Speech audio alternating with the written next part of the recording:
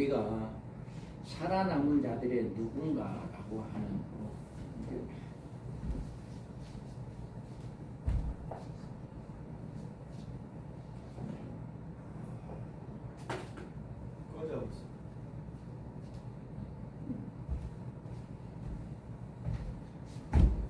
누구인가라고 하는 것을 살펴보면요, 예비체에 들어갈 성도들이 다 살아있는 자예요. 그래서 여자가 광야로 도망하며 거기서 1260일 동안 그를 양육하기 위해서 하나님께 예비한 곳이 있더라. 아멘. 그리고 이제 그 또 용이 여자에게 분노하여 돌아가서 그 여자의 남은 자손을 하나님의 계명과 지키는 예수의 증거를 가진 자들이 더불어 싸우려고 모래 위에 서 있더라. 아멘. 그래서 후 3년 만에 떨어지는 남은 성도들이 이렇게 이야기하고 있어요.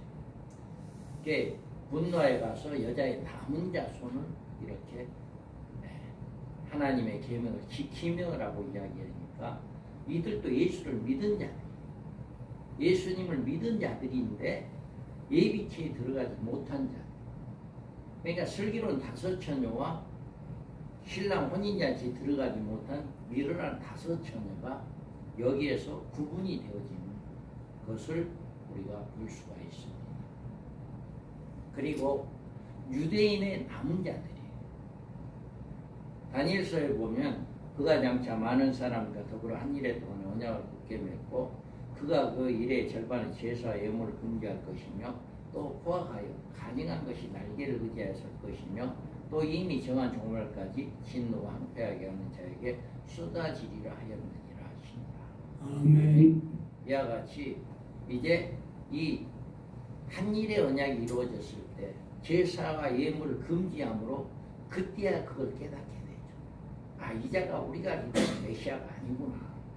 처음에는 메시아인 줄 알고 모셨지만 메시아가 아니다는 것을 알고 그때부터 이제 그 자를 대적하고 육륜표를 받지 않고 우상 숭배하지 않는 그 남은 자들이 이제 살아남은 자들이다.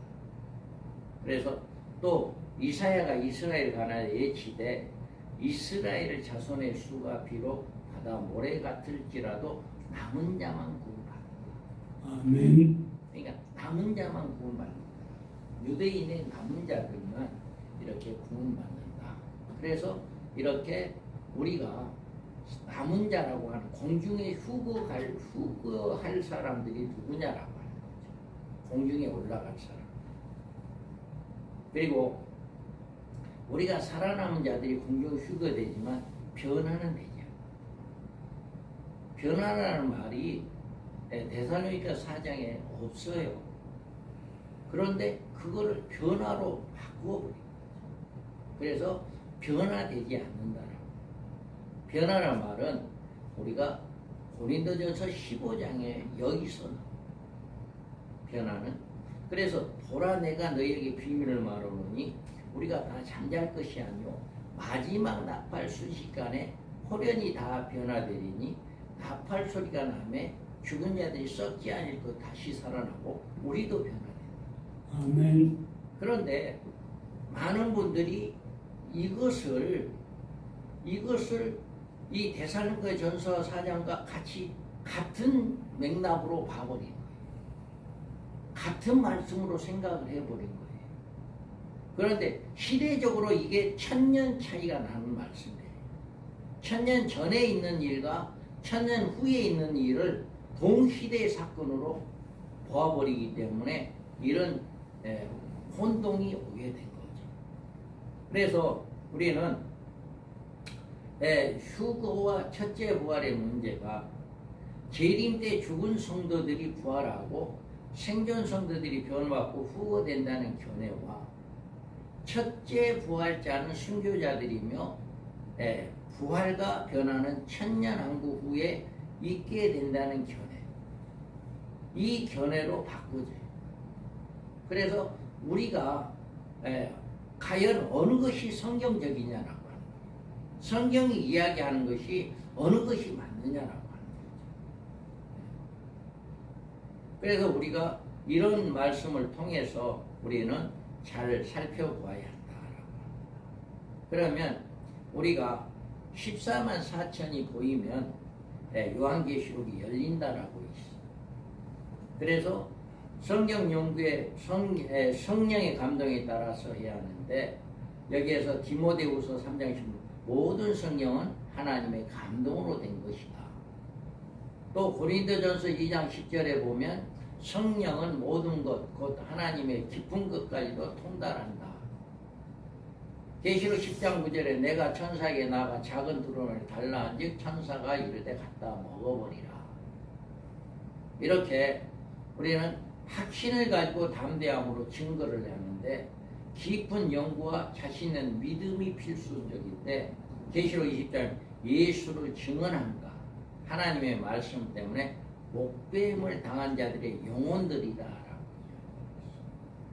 그래서 분명하게 우리는 이렇게 성경을 깊이 성령의 인도함을 받아서 우리가 깨닫는 이런 역사가 일어나야 합니다. 그래서 성경 전체를 한 문장으로 보고 해석의 시야를 성경 전체로 넓혀야 한다. 그리고 성경의 연결맥을 정확히 찾아서 올바르게 연결을 지어야 한다. 성경을 자세히 읽고 중요한 부분을 해석을 간과해서는 안 된다. 우리가 본문이 불분명할 때는 짝된 성경을 찾아서 성경적인 해석을 내려야 한다. 그리고 부분 계시에 사로잡히지 말고 전체 계시의 해석을 주축으로 삼아야 한다. 이런 어떤 성경 해석에 있어서 이런 조건들을 갖추어서 성경을 해석해 나가면 짝을 찾을 수가 있어요. 그런데 무조건 그냥 이런 것을 전혀 무시하고 성경을 해석하다 보니까 잘못된 해석들이 많이 나오게 된다라고 합니다. 그래서 우리는 여기에서 보면 우리 하나님의 종들이 이마에 인치기까지라고 했는데, 우리 하나님의 종들은 누구냐라고 하는 거예요. 우리 하나님의 종들. 그래서 계시록을 주신 대상은 교회이므로 우리란 말은 교회를 가리키는 말이다. 나 예수는 교회를 위하여 내 사자를 보내어 이것들을 너희에게 증언하였노라. 그래서 우리 하나님의 종들은 그 자격이 14장에 나오는데 일반 성도나 유대인이 아니다. 여자가 더럽히지 아니하고 순결한 자라 어린 양이 어디로 인도하는 따라가는 자며 사람 가운데 속량을 받아 처음 익은 열매로 하나님과 어린 양이 속한 자들이니 그 입에 거짓말이 없고 흠이 없는 자들. 이건 일반 성도들을 위한 자격이 아니에요. 그리고 이거는 유대인들을 위한 자격이 아닙니다. 그래서 우리가 이와 같이 분명하게 이렇게 자격이 주어져 있다. 우리 하나님의 종들에 대해서는 이렇게 자격이 주어져 있다라고 하는 것을 우리가 알 수가 있습니다. 그래서 이들은 유브라데 전쟁 직전에 입맞은 것, 전 3년 만에 두 증인의 사이가 연계되어졌다. 계시록 7장 1절에 보면 이를 위해 내가 보니 내 천사가 땅에 내 모퉁이에 선 것을 보니 땅의 사람의 바람을 붙잡아 바람으로 하여금 땅이나 바다나 각종 나무에 불지 못하게 하더라. 이르되 우리가 우리 하나님의 종들 이마에 인치기까지 땅이나 바다나 나무를 해하지 말라 라고 이렇게 그러니까 전쟁이 일어나기 직전 이제 한일의 언약이 일어나는가 동시에 우리는 이미 인침을 받는, 그러니까 이 인침을 받고 난 다음에 이제 유브라데 전쟁이 일어나는, 그러니까 한일의 언약 시작 전에 우리가 인침을 받는 거예요. 그러니까 하나님이 인쳐주는 건 어떻게 인쳐줄지는 몰라요. 그런데 10장에 와서는 갖다 먹어버려라, 책을 받아 갖다 먹어버려라 라고 하는 그 책을 받아 먹는 자만이 우리는 하나님의 종으로 쓰임을 받게 된다라고 하는 거죠. 그러니까 우리가 아무리 두 증인이 된다고 해도 그런 소망이 있지 않으면 안 되고, 우리는 소망을 가지되 지금 내가 두 증인이다라고는 아니다라고 하는 거죠. 우리는 늘 그런 소망을 가지고 우리 성도들을 주님의 재림을 가르치고 소망을 주게 하고, 그렇게 함께 성도들과 함께 주님의 재림을 소망하면서 함께 나아가다가 하나님의 인침을 받은 순간에 우리는 하나님의 놀라운 능력을 우리가 받게 되어집니다. 그래서 우리는 그렇게 준비하는, 또 계시록 14장에 속량을 받았다라고 이야기를 해요. 속량은 부활을 의미합니다. 그래서 여기에서 사람 가운데 속량을 받아 처음 익은 열매로 하늘로부터 큰 음성이 이리로 올라가라 함을 그들이 듣고 구름을 타고 올라간다. 로마서 8장에 속으로 탄식하여 양자될 것 우리 몸의 속량을 기다리니라. 이건 부활을 이야기합니다. 속량함이라고 하는 것은, 그래서 우리 하나님의 종들의 우리는 이렇게 여기에서 보면 이들은 다섯째인의 순교자들과 함께 또 다른 순교자들의 수요가 14만 4천을 채울 성도들이다 라고 하는 거예요. 자기처럼 죽임을 당한 그 수가 차기까지 이렇게 말하고 있으니까 먼저 영혼들이 호소를 하고 있고, 그들과 똑같이 죽임을 당한 그 수가 차는 것이 14만 4천에 해당되는 것이다. 그래서 7장에서 인침을 받고 14장에 시온산에 올라가는 것은 이들이 순교와 부활과 승천을 의미하는 것이다. 그래서 우리 두 증인들, 첫째 부활자들은 이제 예비처에 안 들어갑니다. 우리가 두 증인들은 전 3년 반이 끝나는 시점에서 죽는 것은 죽고, 죽음과 동시에 3일 있다가 부활해서 어디로 가냐면 시온산에 올라가요. 시온산에 올라가지, 예비처는 성도들이, 살아있는 성도들이, 첫째에 통과하는 성도들이 하나님 예비한 곳에 들어가고, 우리 두 증인들은 3일 동안 죽잖아요. 죽어서 있다가 다시금 생기가 들어가므로 살아나서 그대로 공중에 올라가서 시온산에 올라가 있다. 그래, 시온산에 있다가 주님이 재림할 때 같이 백마를 타고 내려오게 되어지는 이런 일들이 우리가 일어나게 된다라고 합니다. 그래서 이스라엘 각 지파 중에서 뽑힌 것은 모든 성도가 아니라 일정한 수요의 사명자들을 가리킨다. 전체가 모든 성도가 아니다는 거죠. 유대 지파 중 인침을 받은 자가 1만 2천이다. 각 지파에서 이렇게 뽑힘을 받은 자. 그래서 9절에 보면 이하의 흰옷 입은 무리들은 하나님의 종들의 제한 이스라엘을 의미하는 이런 것. 그러니까 이게 바로 순교자들과 다르다라고 하는 것을 우리가 알 수가 있다라고 합니다.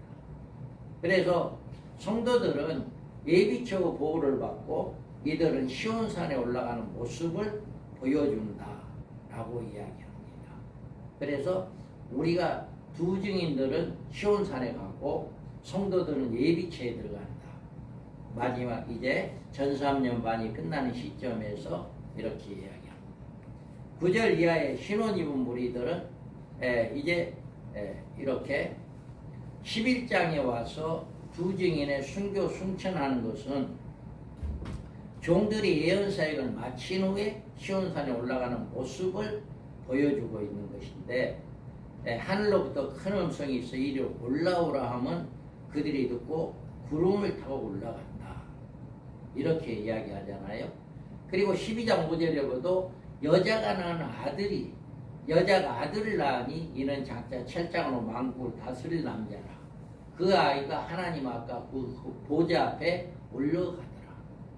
또 14장에서 보면 사람 가운데 속량을 받아 처음 익은 열매다 라고 이야기합니다. 그래서 11장에 두 증에 순교하는 자들이 이렇게 성천하는 이런 모습을 우리가 볼 수 있고요.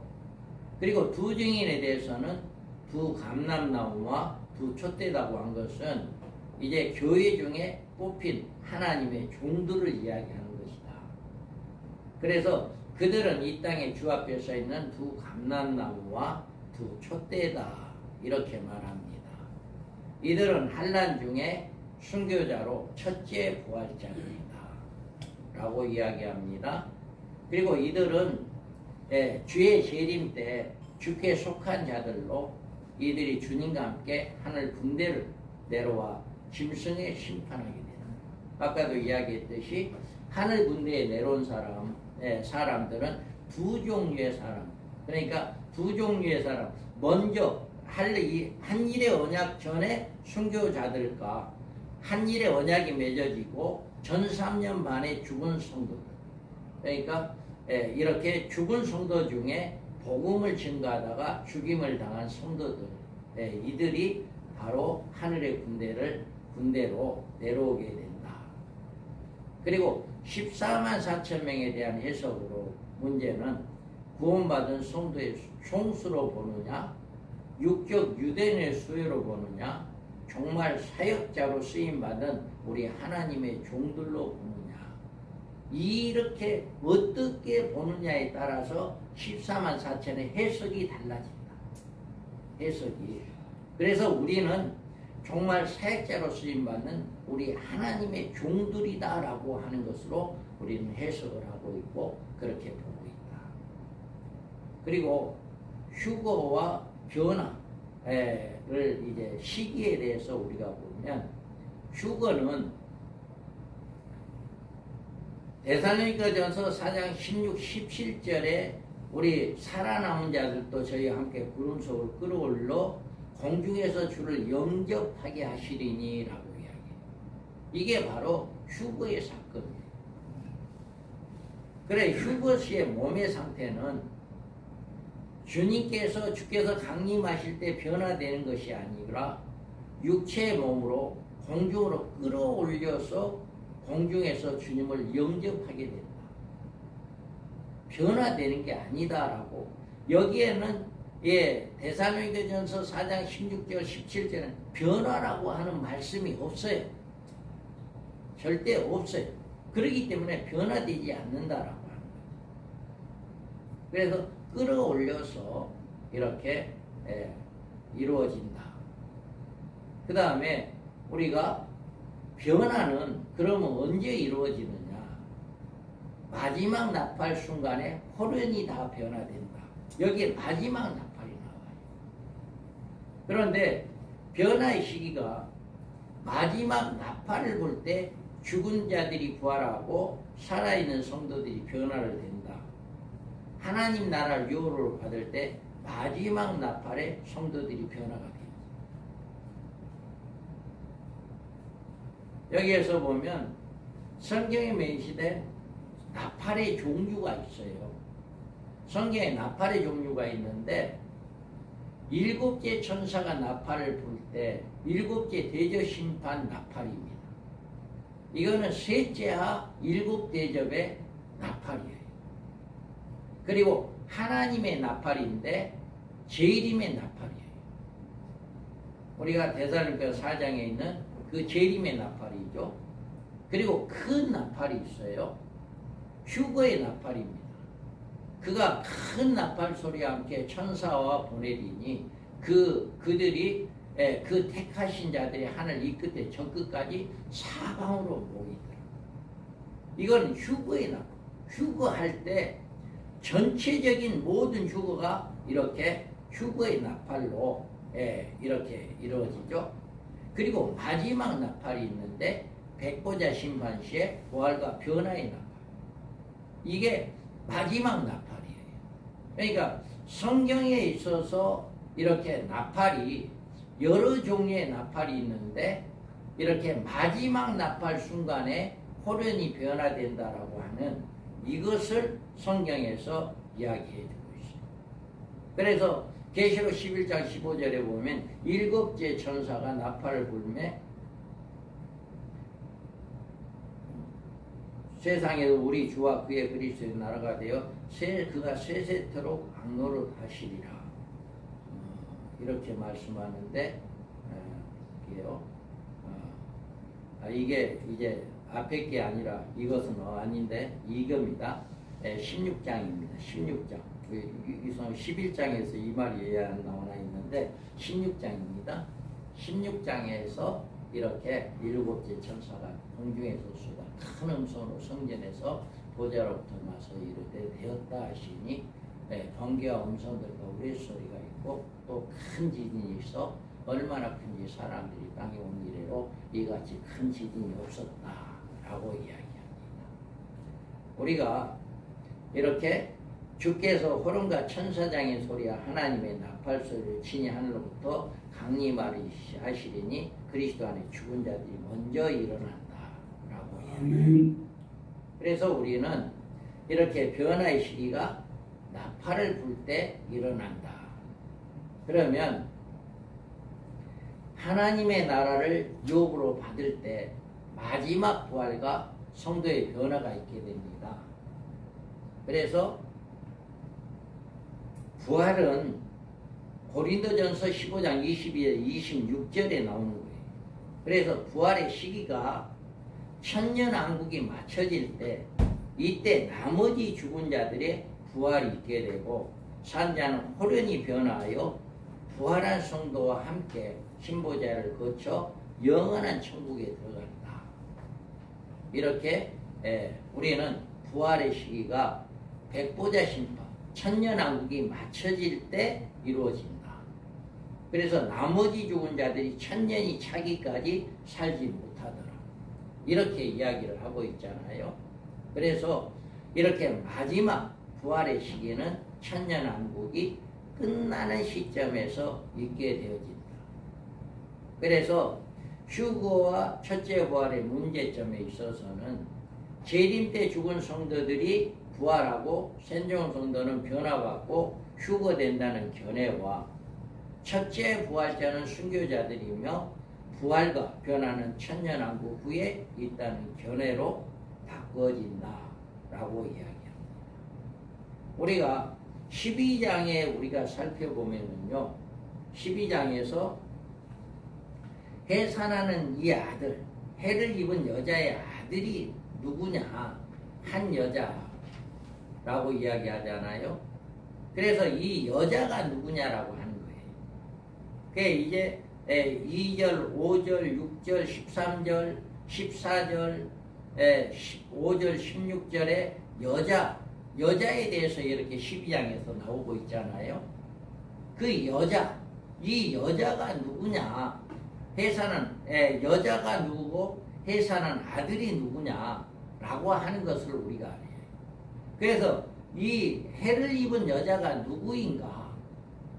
이 여자가 인류 마지막까지 존재하는 것을 볼 때 이 여자는 마리아가 아니다.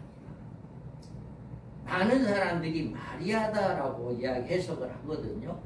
그런데 인류 마지막까지 있는데 마리아가 인류 마지막에 있을 수 없잖아요. 그리고 이 여자가 신약 시대 무대로 활동하는 것으로 볼 때 이 여자는 구약 교회가 아니다. 그리고 이 여자가 마리아가 아니고 구약 교회도 아니라면 이 여자가 낳은 아들은 그리스도가 아니다. 이것이 분명하게 이렇게 구분되어집니다. 그래서 여자와 남자와는 밀접한 관계가 있고 이 관계는 종말적인 사건이 이루어진다라고 하는 거예요.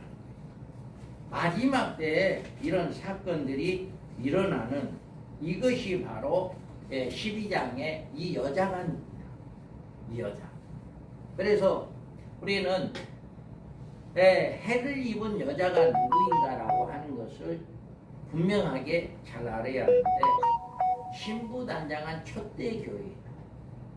그리고 해는 빛 대신 하나님과 그리스도를 상징하고 다른 교회의 신부 준비를 갖춘 성도들을 상징한다. 그리고 머리에 쓴 면류관은 승리를 상징한다. 그래서 한 여자가 해를 못 입고 그 발에 달이 있고 머리에 12관을 썼다라고 하는 것. 하나님과 그리스도를 성도들을 상징하고 승리를 상징하는 이런 의미가 있다. 다음에 우리가 계시록 12장 4절에 5절에 보면 여자가 아들을 낳는다라고 이야기했잖아요. 이 아들이 누구냐라고 하는 거예요. 그래서 여자가 마리아가 아니고 구약교회도 아니다면 이 여자가 낳은 아들은 예수 그리스도가 아니다. 그리고 인류 종말에 해를 입은 여자로 비유된 초대교회에서 회상할 두 증인의 사명자들을 가르칩니다. 예수님이 아니고 사명자들이다. 그래서 11장 7절에 그들의 증언을 마칠 때 무제경으로부터 올라오는 짐승이 그들과 더불어 전쟁을 일으켜 그들을 이기고 그들을 죽일 터이때 이렇게 이야기해요. 그러니까 이 아픔이 있는 거예요. 여자가 나올 때 아픔이 있는 이런 일들이 일어난다라고 하는 것을 이야기해요. 그래서 이 두 증인들이 죽음을 당하는, 그리고 3일반 후에 하나님께로부터 생기가 그 속에 들어가며 그 발로 일어서 구경하는 자에 크게 두려워하더라. 하늘로부터 큰 음성이 이리 올라오라 함을 듣고 구름을 타고 하늘에 올라간 그들이 원수들이 구경하더라. 이렇게 죽은 지 사흘 반 만에 살아나는 이런 역사, 이런 역사가 일어나잖아요. 그래서 우리는 이와 같이 계시록 12장을 문장적 해석으로 어떻게 해석을 하느냐에 따라서 해석이 달라진다.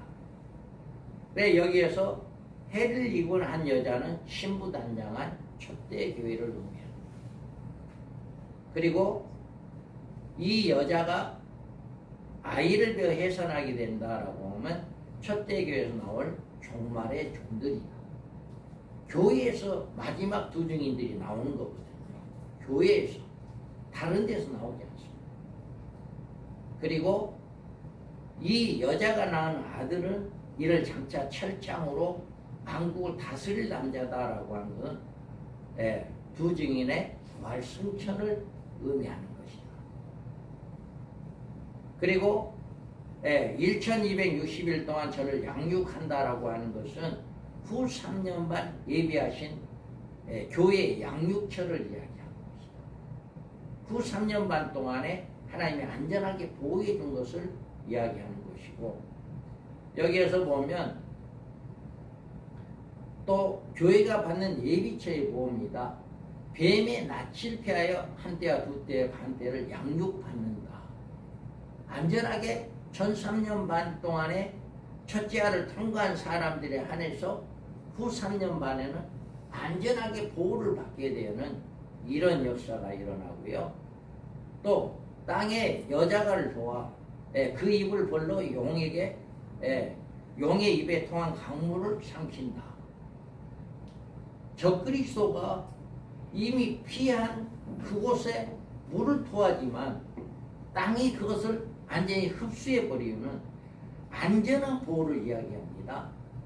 하나님의 안전한 보호, 적그리스도의 어떤 해도 당하지 아니하는 안전한 보호가 이렇게 여자들에게, 하나님 예비한 곳에 들어가는 자들에게 예비처 보호가 절대적인 보호다. 그리고 대한란에 떨어진 성도들을 17절에 여자에게 분노하여 돌아가서 그 여자의 남은 자손, 이들은 첫째 알을 통과하지 못한 사람들이죠. 그래서 후 3년 만에 떨어진 자와 적그리스도가 싸우려고 이렇게 대치, 이제 그들을 없애버리려고 하는데 그때 회개합니다. 그들이 이제 갑자기 한 사람 호련이 없어져 버리는 이런 사건이 일어나고 인구 3분의 1이 죽는 사건이 일어나고, 이런 사건을 통해서 3년 반 동안 그렇게 두 증인들이 외치는 것이 바로 이거였구나. 그때 깨닫는 거예요. 이들이 3년 만에 떨어져서 우리 목사님이 그렇게 신부단장이라는 그 말씀이 이 말씀이었구나. 그때 깨닫고 그때부터는 이제 육류표를 안 받으려고 이렇게 대치하는 이런 사건이 17절에서 이렇게 나옵니다. 그래서 우리는 이런 문장적 해석을 따르면 12장은 7장과 함께 두 증인과 예비체의 짝이 되고 10장, 11장, 14장은 7장과 맥을 같이 하는 종말의 계획의 핵심으로 이루어진다라고 하는 것을 우리가 볼 수가 있습니다. 그러면 12장에서 왜 착오가 생겼냐?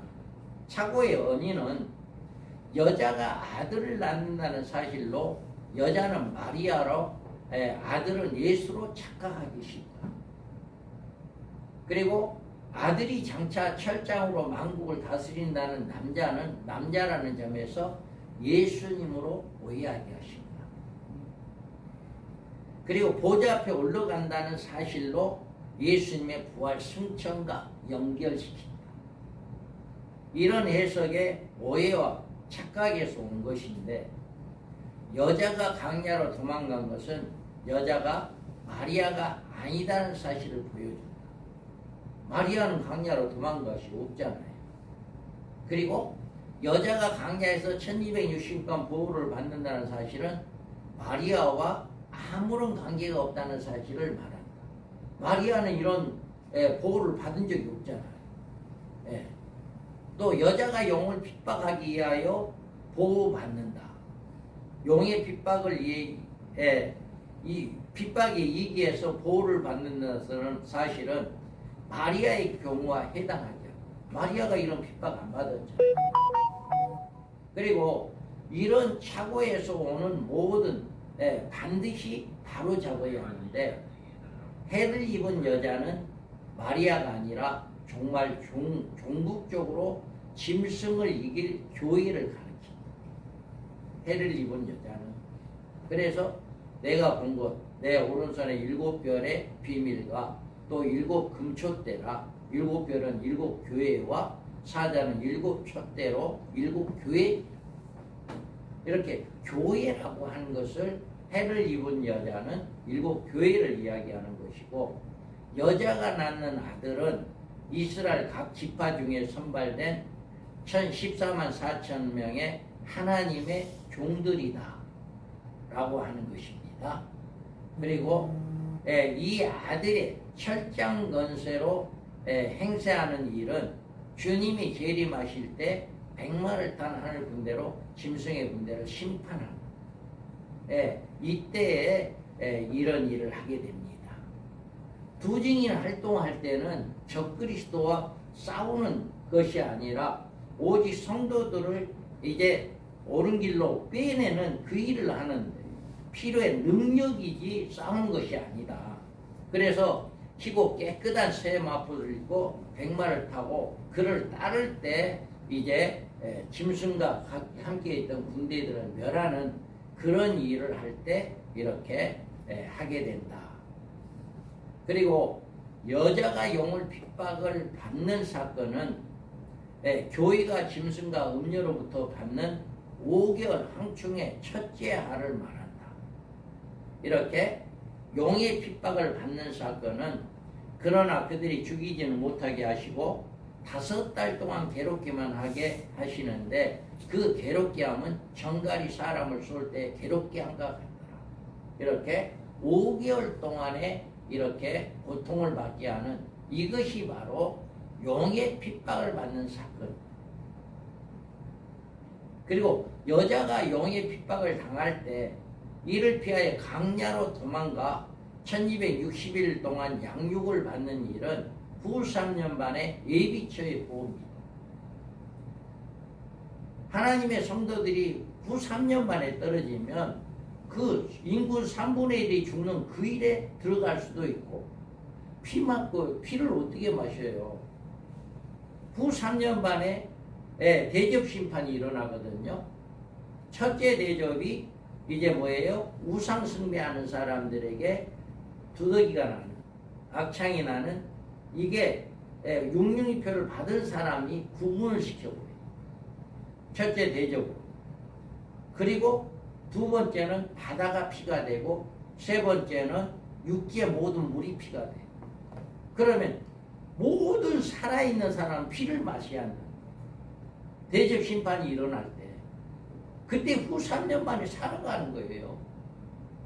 네, 이런 일들이 일어나는 거거든요. 그래서 예비체에 들어가는 사람들은 전혀 이런 해를 안 받죠. 네, 그래서 안전한 보호를 받게 되어진다. 또 영혼 예비체에 있는 교회 여자를 공격하지만 하나님의 절대 보호를 받는다. 그 누구도 해를 당하지 않도록 하나님이 절대적으로 보호를 해준다. 그리고 여자의 남은 자손은 후 3년 만에 떨어진 미련한 처녀들을 말하며 그들이 후 3년 만에 회개한 믿음이 표현된다. 그때야 해결을 해요. 그때야. 그리고 우리가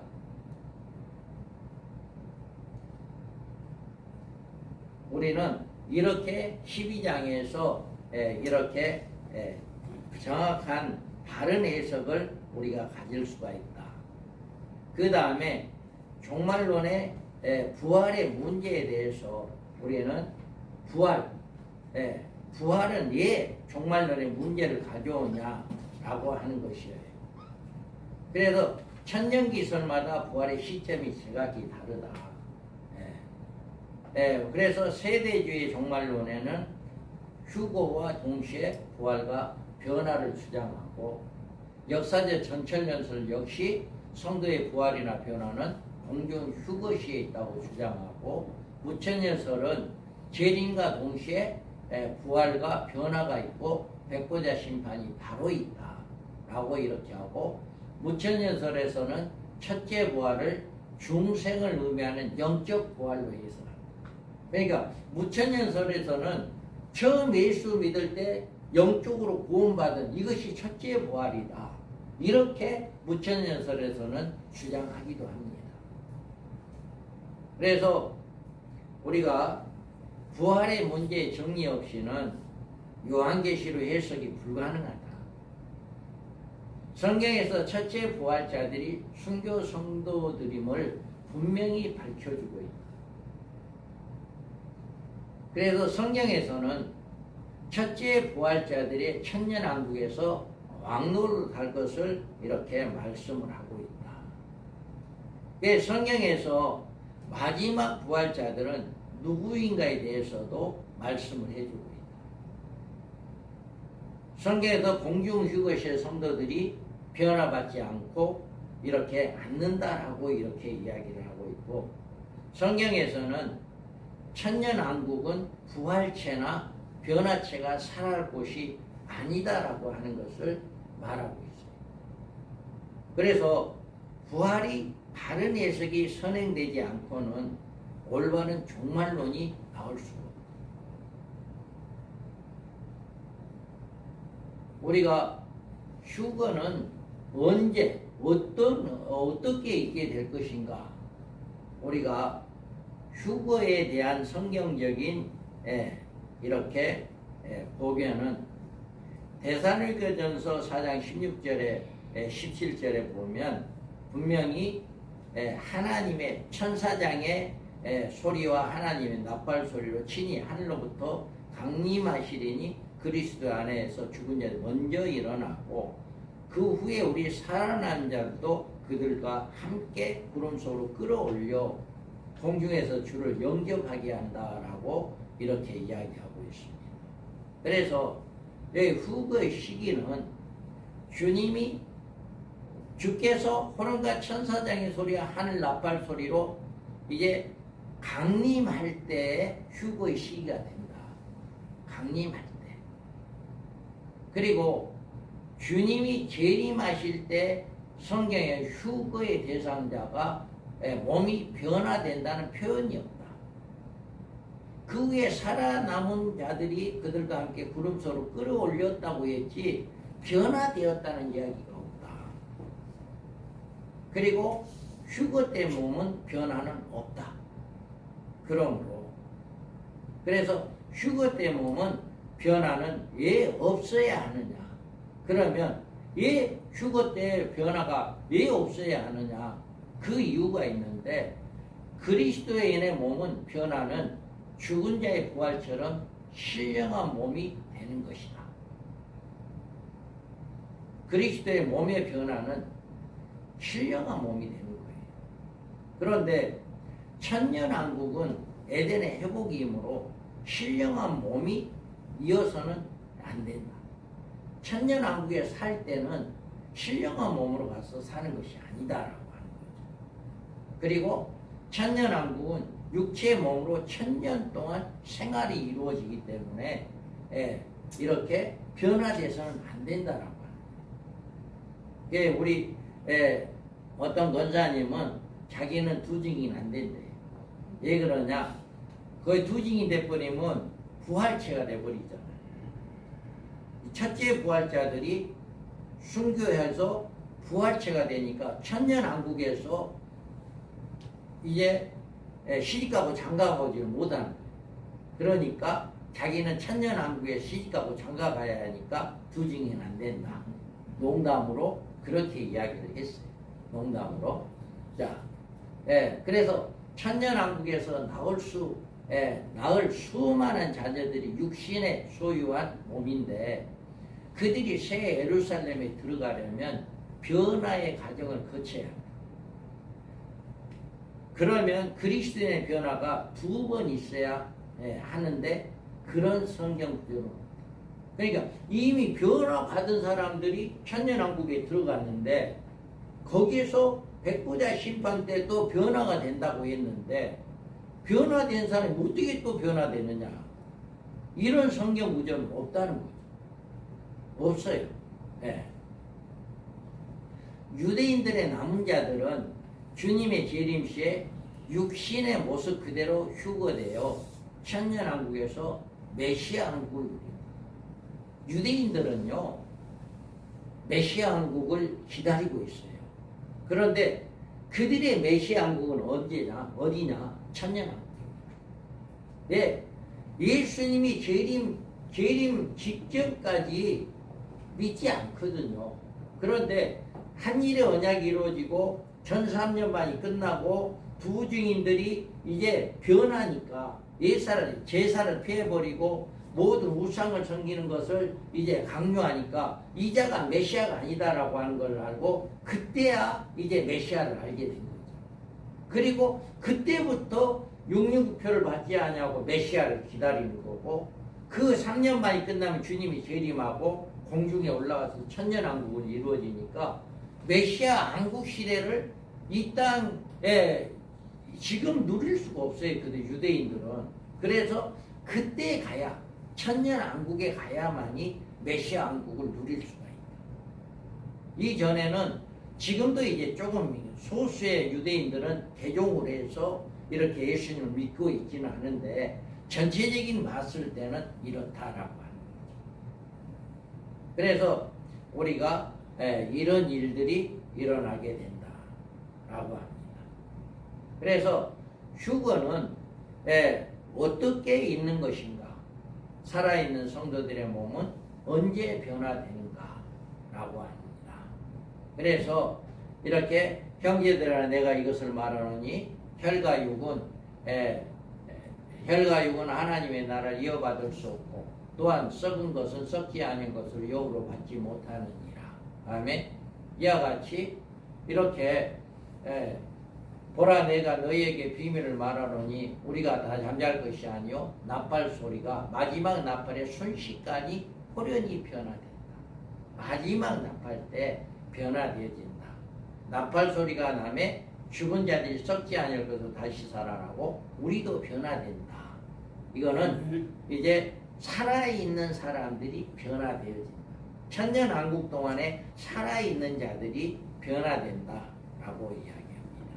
그래서 이렇게 마지막 나팔 불 때라고 이야기해요. 마지막 나팔은 재림의 나팔도 아니고 7번째 지구 최후의 멸망을 알리는 나팔도 아니고 인류 최종말의 신보자 심판 때 부는 부활의 나팔로 나팔이 마지막 나팔. 그러니까 인류의 마지막 나팔이에요. 더 이상 이 마지막 나팔 외에 더 이상 나팔이 없는 거예요. 다 부활하고 올라가고 없으니까. 그래서 마지막 나팔이다.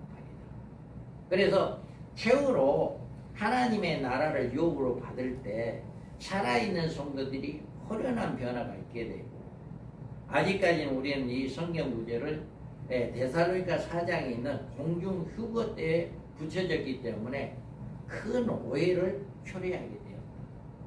지금도 많은 사람들이 이 데살로니가 전서 4장에 휴거를 붙여버린 거예요.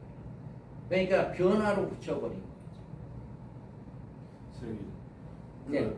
목사님 부활체는 아니어도 가령 한 100세에 우리가 들림 받았다면 그 모습 그대로 천년 동안 있을까? 이제 늙어가지고 좀 아니죠. 거기에 분명히 이사야에서 그렇게 돼 있잖아요. 다리 저는 자가 회복이 되고 말 못하는 자가 말을 하게 되고. 젊은 몸으로는 바뀐데 부활체는 아니다 그 말이잖아요. 그죠? 그게 젊은 몸으로 바뀌어야 돼. 예. 우리가 결혼도 하고 예. 우리가 저는 그렇게 왜 그것을 믿냐면은 성령이 충만한 사람과 성령이 충만하지 않는 사람 다르잖아요. 우리 똑같은 몸이에요. 그런데 성령이 충만한 사람은 생기와 활동이 넘쳐. 그리고 더 젊어져요.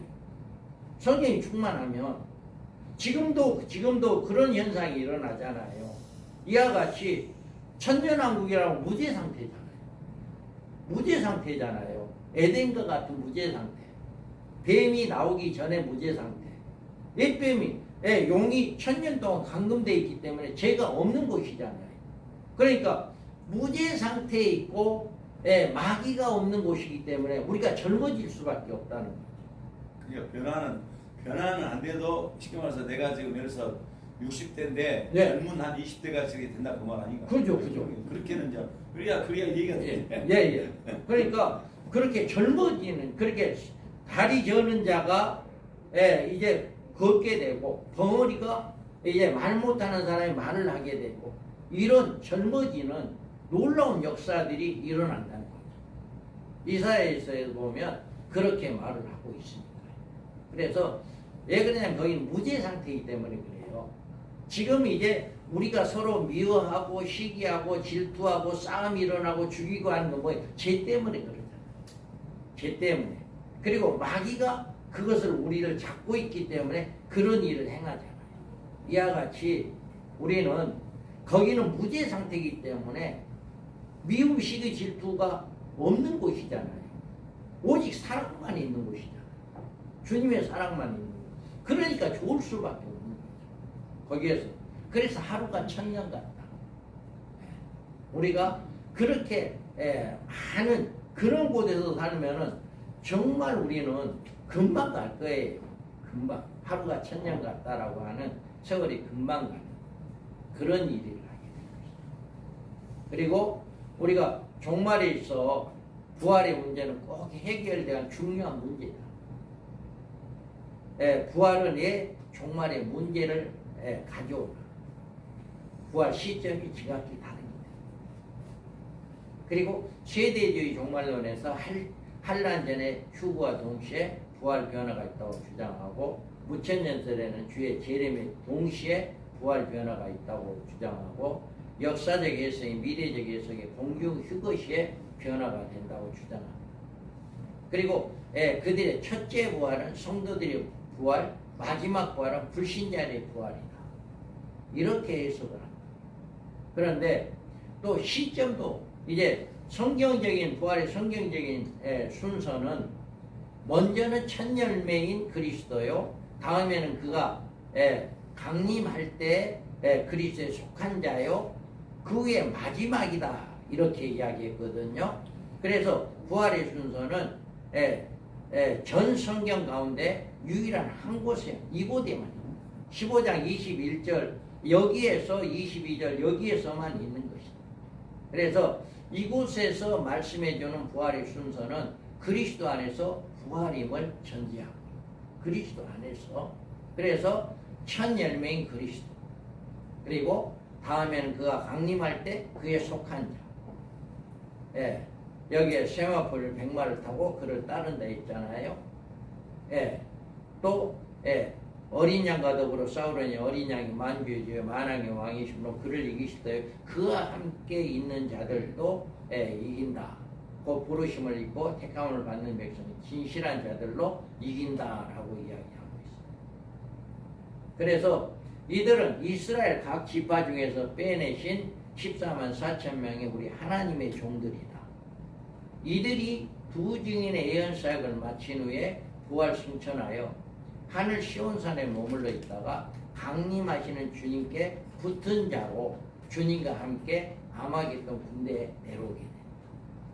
이들이 그래서 예, 여기에서 보면 그 후의 마지막이다라고 이야기하는데 이거는 예, 그가 모든 통치와 모든 건세와 능력을 멸하고 나라를 아버지 하나님께 바칠 때다라고 하는 이거는 천년왕국이 끝날 때를 이야기하는 것이다.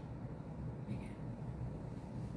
그리고 그 후란 말은 그리스도의 강림하실 때 그에게 속한 자들의 다음에 해당하는 부활자들인데 이들은 결코 불신자들을 가리키는 것이 아니고 하늘 군대로 내려온 순교자들 첫째 부활자들이 아닌 나머지 부활할 성도들을 가르치는 것이다. 그 후에라고 하는 것은 첫째 부활자의 나머지 부활자들을 이야기하는데 그때가 언제냐? 아버지께 바칠 때다. 이게 천년왕국이 끝나고.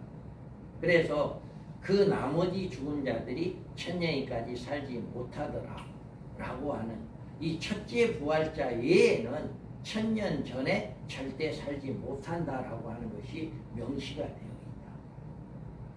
네, 이들의 심판의 부활자들이 불신자가 아니요 첫째 부활자인 순교자들이 아닌 일반 성도들을 이야기한다. 아니요, 그것도 틀렸어. 예. 아이유로 해야 돼. 예. 붙이시죠. 예, 맞습니다. 몇 가지 지금 한 3자 제가 발견해놨습니다. 예, 3자 발견해놨습니다. 예, 많이 없네. 이거 어제까지 했어요. 알겠습니다. 자, 그리스도 안에서 성도들의 부활은 정확히 구분하는 일과 첫째 부활에 대한 올바른 정의를 내리는 일은 종말론 연구에 너무나 중요한 문제다. 정말 이건 중요합니다. 그래서 첫째 부활의 대상자에 대해서 성경은 뭐라고 대답을 줍니까? 성경은 오직 이곳에서 첫째 부활의 해답을 말해요. 첫째 부활은 여기밖에 없어요. 그래서 한번 읽어봐요. 시작. 또 내가 보좌를 보니 거기에 앉은 자들이 있어 심판하는 것을 봤다. 또 내가 보니 예수를 증언하는 바 하나님의 말씀 때문에 복뱀을 당한 자들의 영혼들과 또 짐승과 그의 우상에게 경배하지 아니하고 그들의 이마와 손에 그의 표를 받지 아니한 자들이 살아서 그리스도와 더불어 천년 동안 마음으로 다니 그 나머지 죽은 자들은 그 천년이 차기까지 살지 못하더라. 이는 첫째 부활이라. 아멘. 자, 첫째 부활은 이 계시록 20장에서밖에 없어요. 그래서 이곳에서 첫째 부활자는 순교의 조건에 채운 두 종류의 순교자임을 말씀합니다. 두 종류의 순교자들입니다.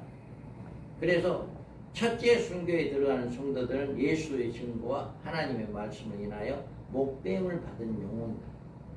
이들이 이제 한 일에 이전에 주님을 위해 목숨을 바친 순교자들.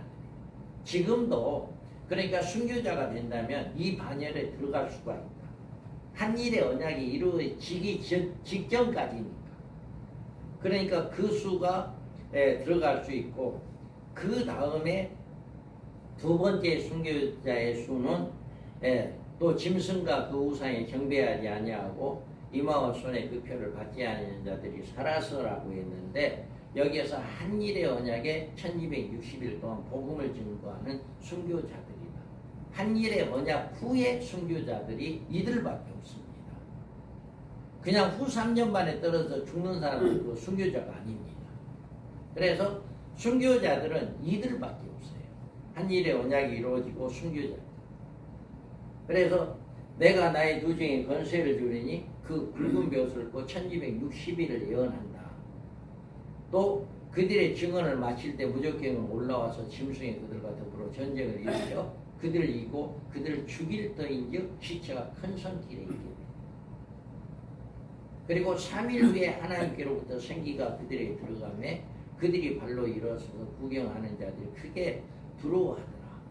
하늘로부터 큰 음성이 있어 이리로 올라오라 하면 그들이 듣고 구름을 타고 하늘로 올라가니 그들의 원수들이 구경하더라. 이와 같이 이렇게 반드시 이들밖에 없다라고 하는 거예요.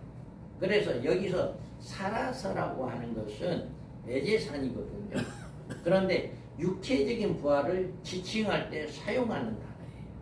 그런데 여기 보면 곧 살아있는 자라 내가 전에 죽었노라 볼지에다 이제 세세토록 살아있어 사망과 음부의 열쇠를 가졌노라. 여기 살아있다라고 하는 것이 바로 애제산. 바로 여기에서 우리가 살아서라고 하는 똑같은 단어를 쓰고 있는 거예요. 그래서 여기서 살았다고 하는 것은 죽은 자들이 살아난 것을 이야기하는 거거든요. 네, 서머나 교회 사자의 편지하는 처음이요 마지막이 죽었다가 살아나신 이가 있어요. 죽었다가 살아나신 이게 애제산이에요. 그래서 또 여기 보면 짐승 앞에 받은 자의 이적을 행함으로 땅에 거하는 자를 묘거하며 하는 것 자들이 이르기를 칼에 상하였다가 살아난 짐승. 여기도 살아난 짐승, 죽었다가 살아난 것을 이야기합니다. 그래서 예수께서 이 말씀하실 때 한 관리가 와서 절함에 이르되 내 딸이 방금 죽었사오나 오셔서 그 몸을 손에 얹어 주소서 그러면 살아나겠나이다. 이게 바로 애제산. 네, 바로 이런 성경적인 근거를 통해서 이들은 두 증인들이 바로 이마와 손에 표를 받지 않은 자들이 죽었다가 살았다라고 하는 것을 의미하는 것이다. 나는 부활이었으니 나는 죽어도 살겠고라고 이야기했고요. 살아계심을 나타내는 40일 동안 주님이 부활하심을 나타냈잖아요.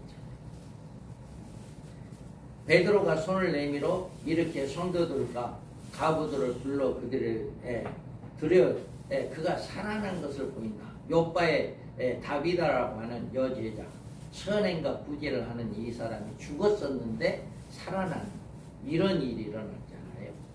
그래서 이를 위하여 그리스도께 죽었다가 다시 살아나셨으니 곧 죽은 자의 산 자의 주가 되리라 데려가심이라 라고 이야기하고 있습니다. 이와 같이 우리는 이렇게 살아난 자, 죽었다가 살아난 자를 첫째 부활자의 이야기를 하고 있다. 그래서 이 두 종류의 순교자들에 대해서 이는 첫째 부활이라 이 첫째 부활에 참여한 자들이 복이 있고 거룩하다 이렇게 말하고 있습니다. 이들은 부활한 성도들이다 라고 이야기합니다.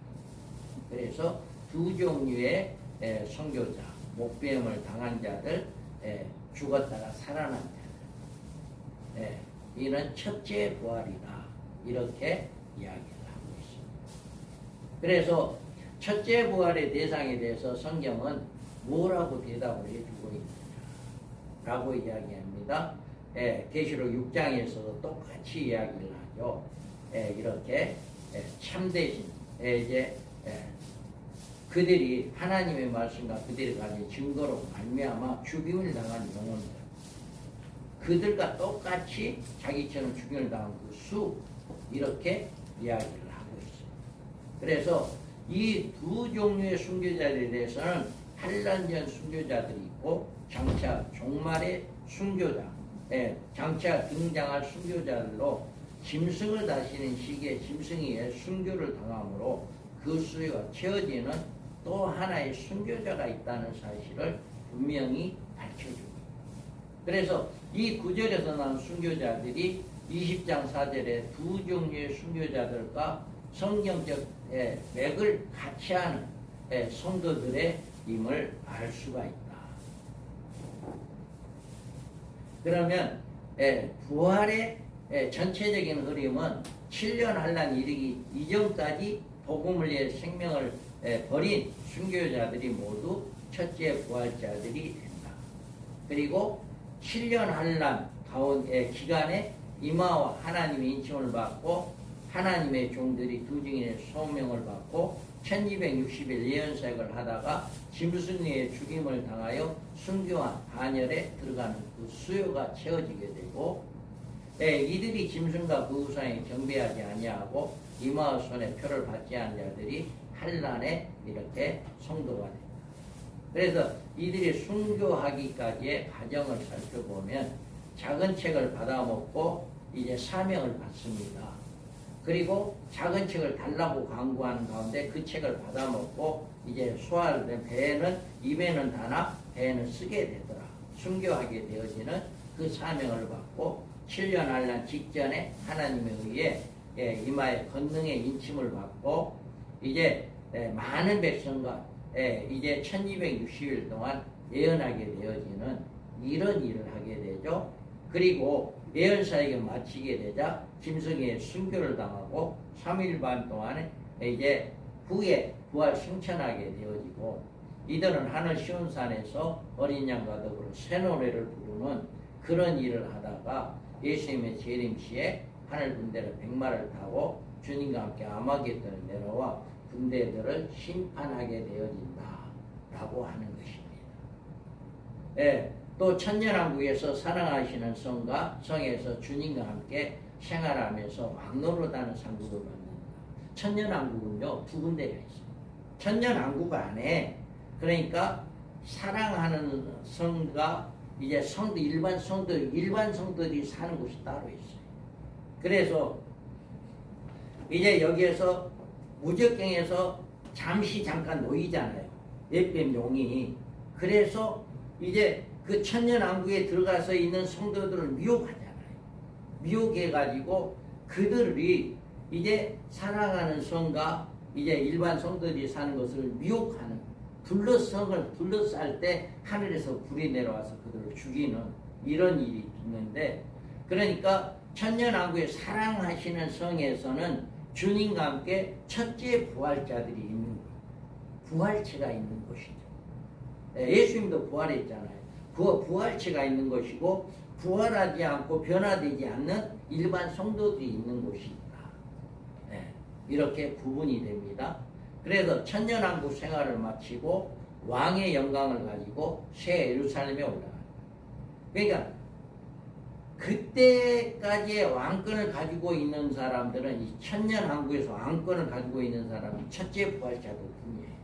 그래서 그 왕권을 가지고 그대로 새 예루살렘에 올라가 거기서도 왕노릇하는 이런 복을 받게 돼요. 그러니까 이거는 정말 우리가 두 징만 된다면 이 어떤 그 종들보다도 가장 복된 종을 살 수가 있죠. 천년왕국에서 왕노를 할 뿐만 아니라 영원한 새 예루살렘 왕노를 하는데 그 전에 한일의 언약이 이루어지고 전 3년 반 동안에 누구도 복음을 못 전할 때 1260일 동안 담대하게 주님이 가라는 대로 가가지고 복음을 외치는 그런 자가 돼. 그때가 된다면 그동안에 그렇게 무시하고 힘여기고 그런 사람들이 다 보게 돼요. 그때는 그러니까 아까 제가 제일 처음에 이야기했던 악한 종들은 다 후 3년 만에 떨어지잖아요. 악한 종들은 이렇게 이제 다 이렇게 떨어질 때 성도들하고 똑같이 떨어져 버려요. 성도하고 똑같아요 그때는. 그러니까 성도들하고 똑같이 누구도 복음을 못 전할 때 그때 이제 이 두 증인들은 한 3년 반 동안을 전 세계를 다니면서 예치기 때문에 그때는 이제 진짜가 저 사람이구나라고 하는 것을 깨닫게 되죠. 이런 축복이 있습니다. 그래서 우리는 이 정말 두 증인의 사명을 정말 소망해야 해요. 우리가 이런 하나님의 축복이 기다리고 있다. 그런 하나님의 축복이. 그래서 우리는 이런 도표로 이렇게 보면 이제 부활의 첫 열매, 이제 그리스도죠. 그리고 전 3년 반 동안에 이제 두 증이 활동을 하고 두 증이 순교를 합니다. 그래서 이제 환란전의 순교자와 두 증인의 순교자들이 첫째 부활자로 이렇게 내려오죠. 그리고 이제 천년왕국 시대에서 첫째 부활자는 왕노릇하게 돼요.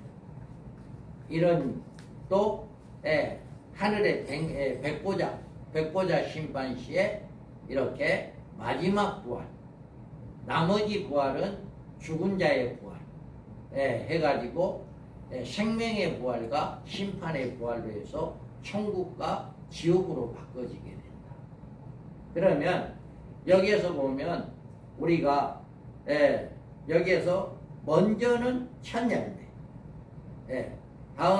다음에는 그리스도 안에서 죽은 자, 두 종류의 순교자들이죠. 그리고 그 후에는 마지막 부활, 이렇게 마지막 부활이 이렇게 있게 된다. 그리고 여기에서는 생명의 부활과 심판의 부활로 이렇게 있게 되고, 또 여기에서 심판의 부활로 이렇게 있게 된다라고 하는 거예요. 그리고 데살로니가전서에 보면 그리스도 안에 죽은 자들이 먼저 일어난다라고 하는 것이 이렇게 그리스도 안에 죽은 자들, 먼저에는 첫째 부활자를 이야기하는 거죠. 그리고 여기에서도 말씀과 저희가 가진 증거로 인하여 목배움을 당한 환난전의 순교자, 그리고 그 수가 차기까지 하라고 하는 것은 두 증인의 순교자들을 의미하는 겁니다. 그리고 여기에서 그와 함께 있는 자, 그 부르심을 받고 이제 택하심을 받은 자들이 그리스도 안에서 죽은 자들, 첫째 부활자. 그리고 그리스도 안에 죽은 자들이 먼저 일어난다라고 하는 것, 첫째 부활자죠. 여기에 계시록 20장에서 이렇게 환난전의 순교자들과 여기에서는 이제 마지막 두 증인의 순교자들, 살아서 라고 하는 이 자들이 이렇게 표시가 되어 있다. 그리고 이는 첫째 부활자들이다 라고 이야기합니다. 그리고 계시록 14장에서 보면 땅에서 속량함을 받은 사람들, 이게 이제 14만 4천의 첫째 부활자고, 여기에서 보면 이제 처음 익은 열매다라고 이야기합니다. 자, 이와 같이 오늘은 그래도 이 사과를 이제 이렇게 시간을 좀 하니까 한 장을 할 수가 있겠네요. 그래서 그리고 우리가 10월 달에는요, 10월 달에는 서울에서 민 목사님과 우리 회장단 목사님들이 내려오기로 되어 있습니다. 내려오기에 대해서 10월 달에는 마지막 주 10월 31일 날 모이는 거예요. 그때가 서울에 계신 분들이 그때의 시간이 된답니다. 그래서 이제 31일 날 우리가 모여서 민 목사님 지난번에 제가 서울 올라가서 만나 뵙고 이번에 오시라고 해서 우리 회장분들 이야기해서 그때 이제 오기로 시간을 정했고, 목사님 보고 오시면 말씀 한번 더 전해주세요라고 이야기했어요. 우리가 복이죠. 올해 92세입니다. 92세 그분이 이 모든 것을 다 연구했고 우리에게 많은 것을 가르쳐주고 있는데, 그분이 직접 복음을 증거할 수 있다는 것이, 우리가 들을 수 있다는 게 우리가 복이에요. 우리가. 그래서 생전에 계실 때 직접 하신 말씀을 더 많이 들어요. 그래서 이번에도 좀 전해주세요라고 이야기를 했습니다. 그래서 아무튼 10월 달에는 31일 하는 걸로 하고요. 다음 주에 꼭 다 오시기 바랍니다. 다 오셔요. 오시면 반드시 교회가 부흥되는 역사가 일어날 겁니다. 반드시. 그래서 우리 밤중설에서의 회원들이라도 처음에는 이제 10명 정도 우리 회원들밖에 안 될 것을 다른 이제 우리 교육자의 이야기했더니 10분 동안 하더라고요. 예.